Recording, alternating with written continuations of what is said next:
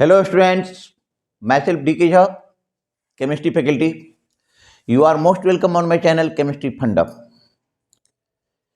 Today we are going to discuss about aldehyde, ketone and carboxylic acid part 3. In the previous lecture, last lecture में हम लोगों ने classification and nomenclature देख चुके हैं. Preparation of aldehyde ketone में हमने कुछ प्रिपरेशन देख चुके हैं. आज हम अपने लेक्चर को उससे आगे लेके चलेंगे. अब बेटा आज 3 फरवरी हो गया, एग्जाम बिल्कुल करीब है. 27 को केमिस्ट्री का एग्जाम है, बोर्ड एग्जाम का एग्जाम है. तो हमारा ये जो पूरा लेक्चर है ये सीबीएसई बोर्ड एग्जाम के लिए ही है, ये जो लेक्चर है. तो ज़्यादा से ज़्यादा आप इसको रिवाइज करो, ज़्यादा से ज़्यादा पढ़ाई करो. आपके कोई दोस्त जो कि छूट गए हों, पढ़ाई में पीछे रह गए हों, उनको भी बताओ. और चैनल को आप यदि अभी तक आपने सब्सक्राइब नहीं किया है तो सब्सक्राइब कर लो, शेयर कर लो, लाइक कर लो. और जो दोस्त तुम्हारे पीछे रह गए हैं उनको भी दे दो कि वो भी इसका बेनिफिट उठा सके. ठीक है. चलो, आज हम बात कर रहे हैं. कल हम लोगों ने प्रिपरेशन ऑफ अल्डिहाइड और कीटोन में 5 प्रिपरेशन देखा था. आज हमारा पहला टॉपिक जो है ये है प्रिपरेशन ऑफ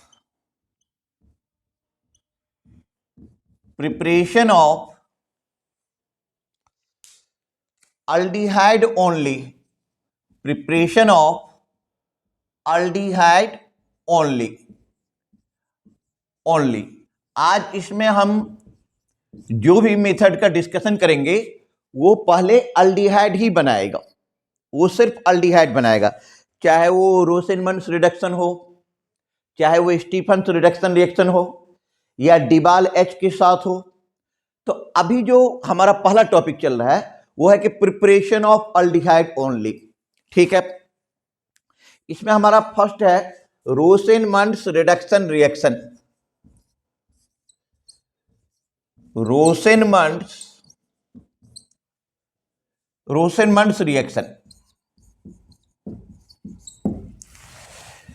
अब इस रोसेनमंड्स रिएक्शन को आप देखो कि आपके सामने ये बेंजीन है और इसमें COCl ग्रुप लग गया, मतलब एसाइल ग्रुप लग गया. कौन सा ग्रुप लग गया? एसाइल ग्रुप लग गया है.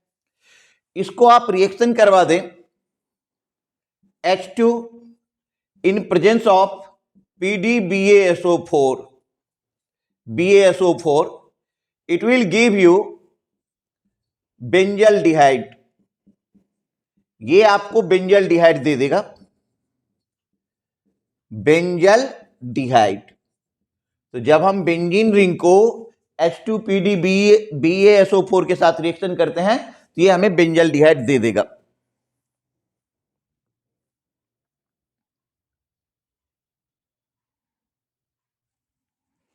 अच्छा, लैंग्वेज में जब लिखना हो बोर्ड एग्जाम में तो क्या लिखोगे? When acyl chloride react with H2 in presence of palladium and barium sulphate it will give benzaldehyde. लिख भी देता हूं कि यदि लैंग्वेज में कहीं लिखने के लिए तो आप लिखेंगे कि when acyl halide reacts with H2 in presence of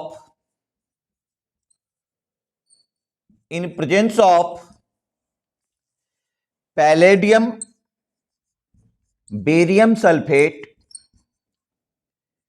it will give benzaldehyde. ये आपको बेंजल्डिहाइड दे देगा. इट विल गिव बेंजल्डिहाइड, ये आपको बेंजल्डिहाइड दे देगा. Note down.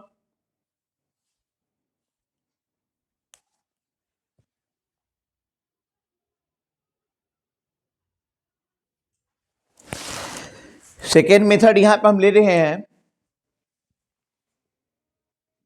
From nitriles and Easter. Nitrile और ईस्टर से कैसे होगा? तो नाइट्राइल्स का मतलब साइनाइड ग्रुप CN, और ईस्टर के बारे में भी चर्चा करेंगे। सबसे पहले इसमें ले लो आप स्टीफन्स रिएक्शन। स्टीफन्स रिएक्शन ये क्या कह रहा है कि आप ले लीजिए alkyl cyanide RC triple bond N, alkyl cyanide, और इसको आप रिएक्शन करवा दें SnCl2 plus HCl, SnCl2 plus HCl। तो RCN जो अल्काइल साइनाइड है, जब हमने उसको रिएक्शन करवा दिया SnCl2 प्लस HCl, तो ये दे देगा RCH डबल बॉन्ड NH, ये होता है इमाइन। फिर इसको हम हाइड्रोलिसिस करवा देंगे and it will give you aldehyde, तो हमने सबसे पहले क्या किया कि अल्काइल साइनाइड लिया, इसको हमने SnCl2 और HCl से रिएक्शन करवा दिया, तो इमाइन बन गया। इमाइन को हाइड्रोलिसिस करवा दिया, अल्डिहाइड दे दिया,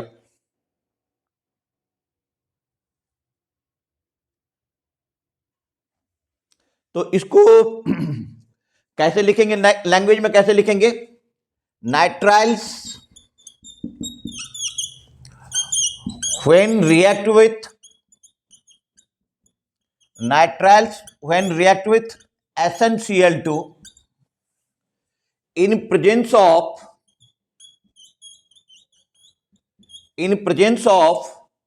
HCl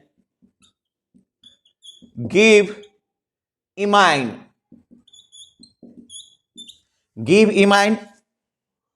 which on further hydrolysis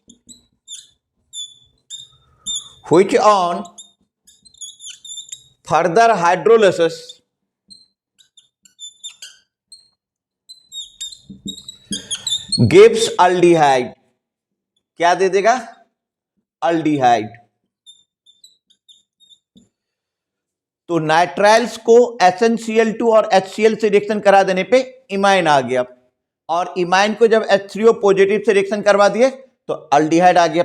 language में जब लिखना है तो nitriles when react with SnCl2 in presence of HCl it will give you imine which on further hydrolysis gives aldehyde. Note down.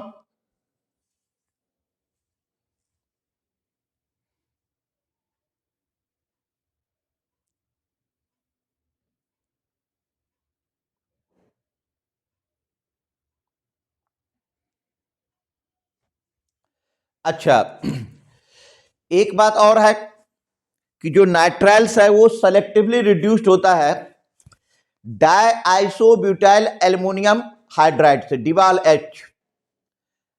ठीक है, नाइट्राइल्स को सेलेक्टिवली यदि आप रिड्यूस करोगे डिबाल H के साथ तो रिड्यूस हो जाएगा, और वो फर्दर हाइड्रोलिसिस करके आपको अल्डिहाइड दे देगा। तो आप लोग यदि यहां तक लिख चुके हैं तो फिर इससे आगे हम देखते हैं कि alternatively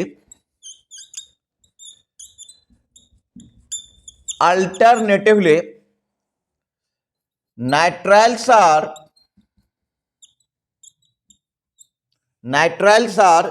selectively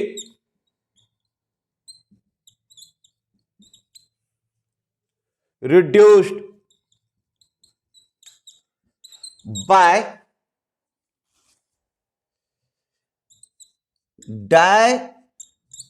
diisobutyl aluminum hydride,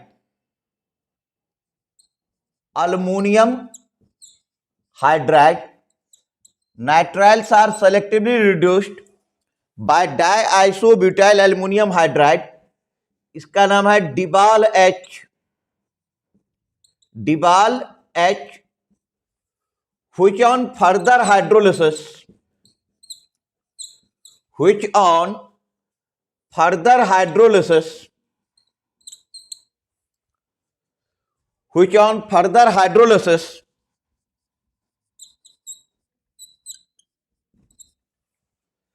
gives aldehyde, जो कि हाइड्रोलिसिस के बाद क्या दे देगा, अल्डिहाइड। तो nitriles are selectively reduced by diisobutyl aluminium hydride to imines which on further hydrolysis gives aldehyde। तो इसके लिए हम एग्जाम्पल देखेंगे, लेकिन आप इसको नोट कर लो पहले। अब हम इसको अप्लाई करते हैं। जैसे कि हमने डिबाल एच वाला रिएक्शन देखें तो हमने ले लिया RCN, इसको आप रिएक्शन करवा दो डिबाल एच से, डिबाल एच, या आप लिख दो डाइआइसोब्यूटाइल अल्युमिनियम हाइड्राइड, जो फर्दर इसको किस में कन्वर्ट कर देगा, इमाइन में। और इमाइन में कन्वर्ट करने के बाद आप पानी डाल दो H2O, it will give you aldehyde, ये अल्डिहाइड दे रहा है। अभी हम बात कर रहे थे आप लोगों से कि ये सेलेक्टिवली रिएजेंट है। सेलेक्टिवली रिएजेंट का बहुत बड़ा मीनिंग होता है कि ये पर्टिकुलर अपना काम करेगा और दूसरे फंक्शनल ग्रुप के साथ किसी भी टाइप से छेड़खानी नहीं करेगा। जैसे कि हमने एक एग्जांपल ले लिया, एनसीईआरटी से ही एग्जांपल ले रहा हूं, CH3CH double bond CH, CH2CN। अब यहां पे आप गौर करके देखो, दो फंक्शनल ग्रुप है, एक CN भी है, एक डबल बॉन्ड भी है। लेकिन जब आप इसको रिएक्शन करवाएंगे डिबाल एच से, when you react it with DIBAL H in presence of H2O, it will give you CH3 CH double bond CH CH2 CH2 CHO। तो हम यहां पे क्या देख रहे हैं कि CN ग्रुप को तो इसने रिड्यूस कर दिया CH में, बट डबल बॉन्ड पे कोई इफेक्ट नहीं डाला। तो ये जो बहुत ही सेलेक्टिव रिएजेंट है, बहुत सेलेक्टिव है कि मतलब जिससे काम है उसी से काम है। CN को CHO में कन्वर्ट करना है तो CN को CHO में ही कन्वर्ट करेगा, डबल बॉन्ड के साथ देखो कुछ नहीं कर रहा है। That is why it is called selective reagent.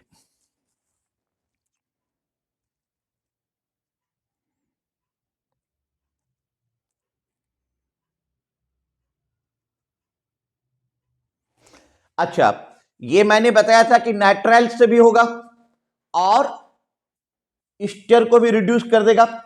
जैसे ईस्टर में कोई एनसीईआरटी वाला ही एग्जांपल ले लो, CH3 CH29 COO, यहां पे डाल दो आप CH3 और इसको आपने डिबाल एच एंड सेकेंड पे H2O ले लिया। तो डिबाल एच क्या है कि ईस्टर को भी रिड्यूस कर देगा और ईस्टर को रिड्यूस कर देगा अल्डिहाइड में। तो it will become CH3 CH29 CHO, ये इसको इसमें कन्वर्ट कर दिया। तो इसका बहुत ही सेलेक्टिव यूज है। तो अभी तक हमने प्रिपरेशन ऑफ अल्डिहाइड ओनली में जो ये रिएक्शन देखा, एक नाइट्राइल्स का, तो that is called Stephen's reaction, और दूसरा रिएक्शन देखा वो हमने डिबाल एच के साथ। कुछ पूछना है तो कमेंट्स में डाल करके पूछ लिया करो।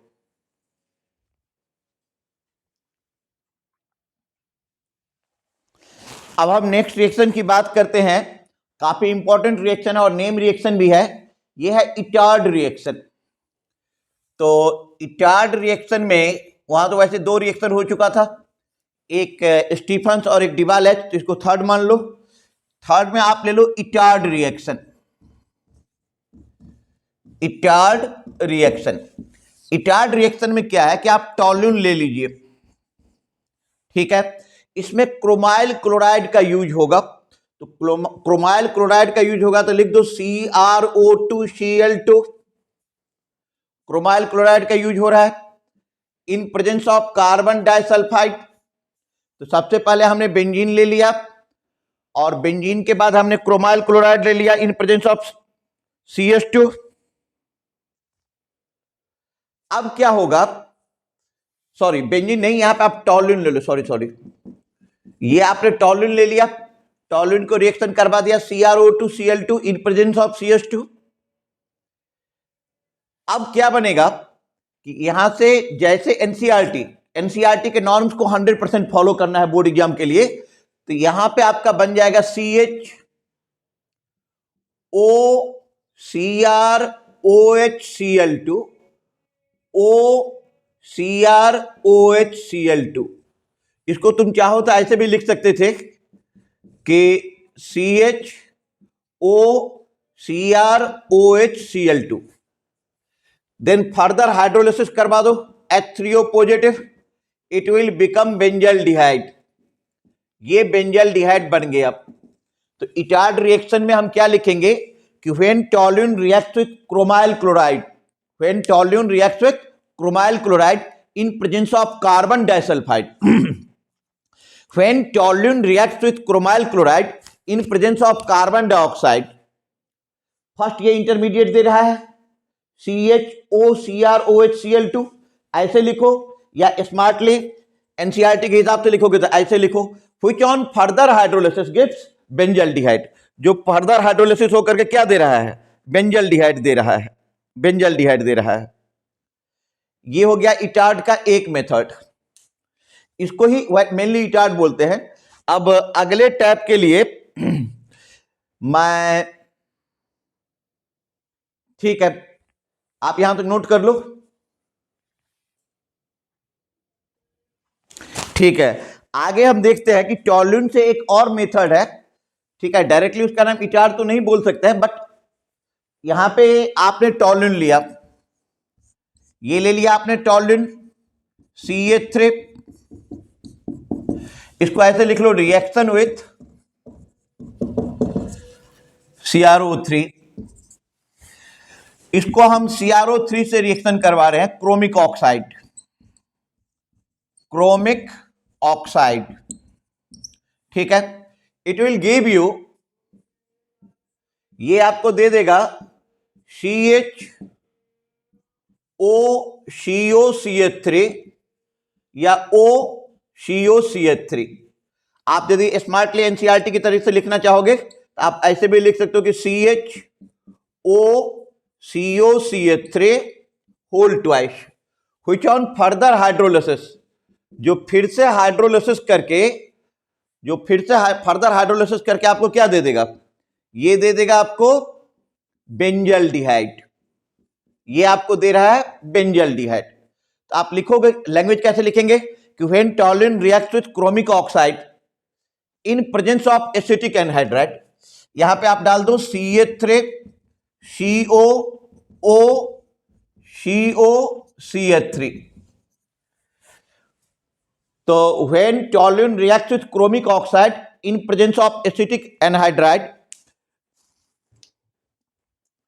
जब टोल्यून का रिएक्शन आप क्रोमिक ऑक्साइड के साथ करेंगे इन presence of acetic anhydride, CH3COOCOCH3, ठीक है, ये दे दिया intermediate product, which on further hydrolysis gives you benzaldehyde. जो फर्दर हाइड्रोलिसिस करके आपको क्या दे रहा है, बेंजल्डिहाइड दे रहा है, बेंजल्डिहाइड दे रहा है, ठीक है। टेम्परेचर यदि लिखना हो तो लिख देना 273-283 केल्विन, केल्विन, ठीक है। एक और रिएक्शन हम यहां पे टोल्यून का ले रहे हैं,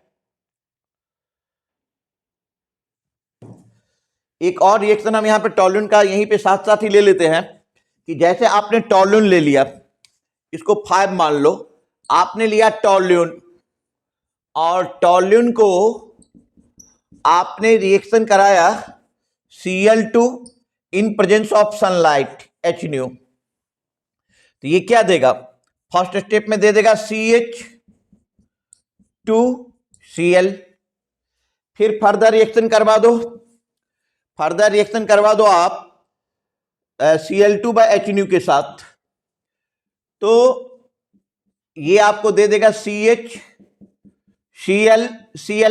हाइड्रोलिसिस करवा दो या एक्वस OH- लिख दो, तो क्या हो जाएगा कि दोनों Cl के जगह पे 2 OH ग्रुप आ जाएगा, 2 OH ग्रुप आ जाएगा, और जब एक ही कार्बन एटम पे 2 हाइड्रोक्सी ग्रुप अटैच हो जाते हैं तो वाटर रिलीज हो जाता है।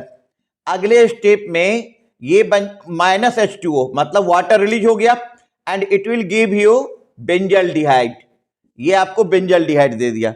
यहां पे मैं एक पॉइंट लिख देता हूं कि when two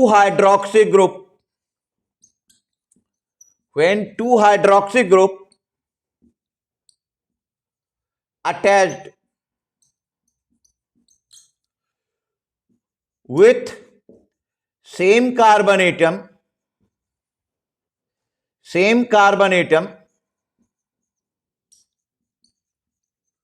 water will be released.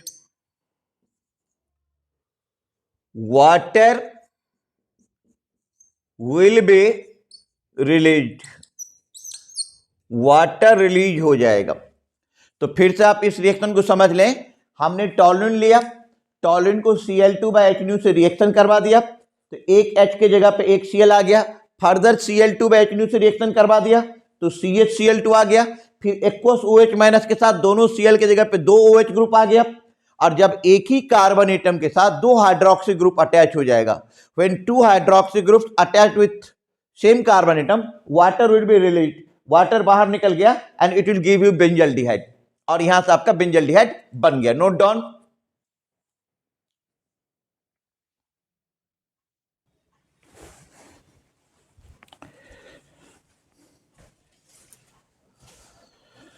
Next reaction है हमारे पास फॉर अल्डिहाइड ओनली के लिए, गैटरमैन कॉच रिएक्शन। गैटरमैन कॉच रिएक्शन, गैटरमैन कॉच रिएक्शन, गैटरमैन कॉच रिएक्शन। गैटरमैन कॉच रिएक्शन क्या कह रहा है कि जब आप बेंजीन रिंग लेते हैं या उसका कोई डेरिवेट लेते हैं, चाहे तो आप बेंजीन रिंग ले लीजिए या इसका कोई डेरिवेट ले लीजिए, और इसको आप रिएक्शन करवा दीजिए carbon monoxide HCl anhydrous AlCl3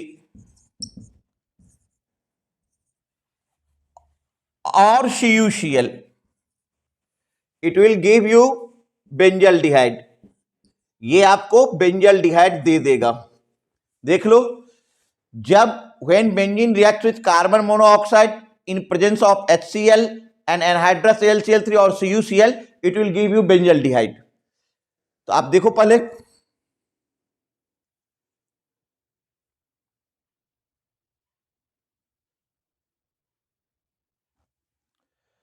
आप इसको लैंग्वेज में इतना लिख दोगे तो एक ही नंबर मिलेगा। थोड़ा लैंग्वेज भी ऐड कर देना। लैंग्वेज कैसे ऐड करोगे कि when benzene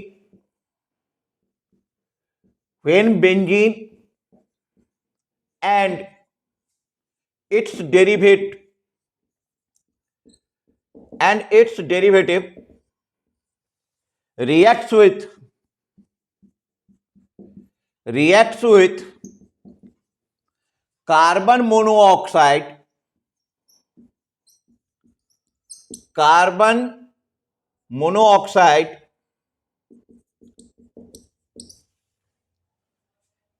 and HCl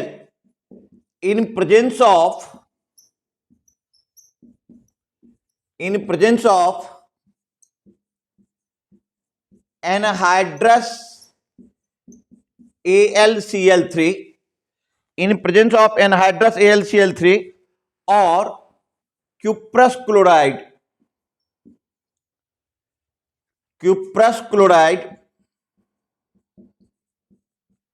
give benzaldehyde।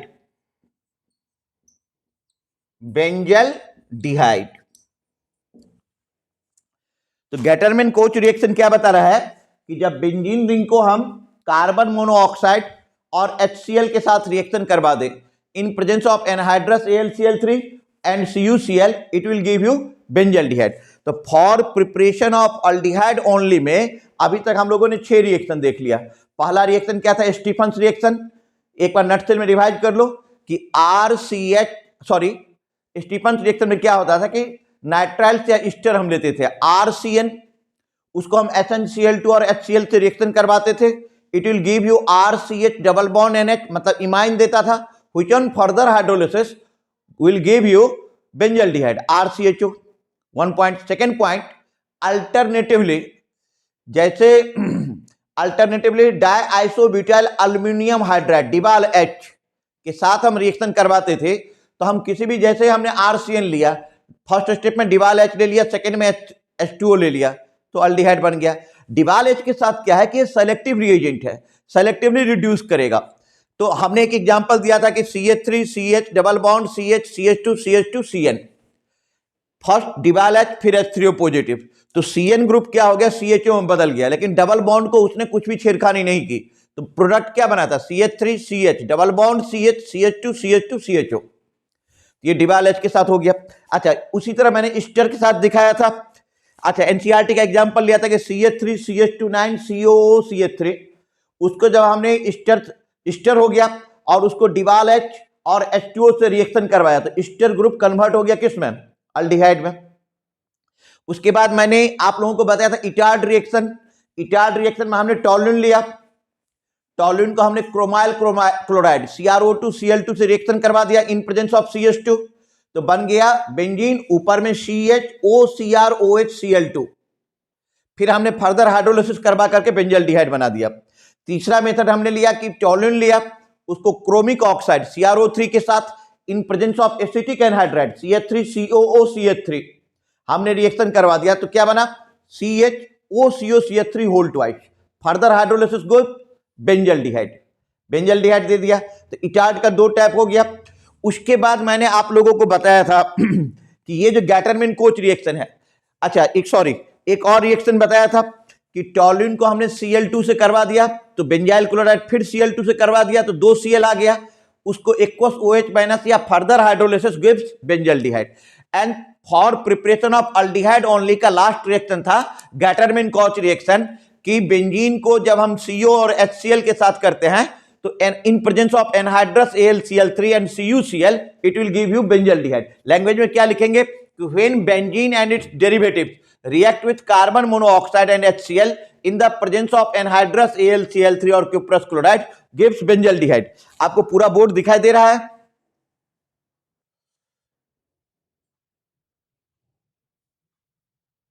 Sorry अब दिख रहा होगा पूरा बोर्ड, कि when benzene and its derivatives react with carbon monoxide and HCl in presence of anhydrous AlCl3 और cuprous chloride gives benzaldehyde। तो पहले मैंने देखा था, सबसे शुरू में इस चैप्टर में क्या देखा था, अल्डिहाइड और कीटोन दोनों का कंबाइंड मेथड प्रिपरेशन का, जो हमने पिछली क्लास में बताया था। अभी की क्लास में मैंने क्या बताया, for preparation of aldehyde only. ठीक है, अगला मैं अब देखूंगा कि for preparation of ketone only, और उसका जो इन टेक्स्ट क्वेश्चन है वो।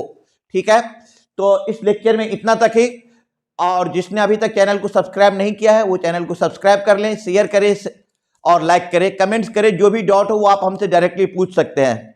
ठीक है, आपकी 27th को एग्जाम में अच्छे से अच्छे मार्क्स आ जाए, इसी के लिए हमारी ये प्रयास चल रही है। Thank you.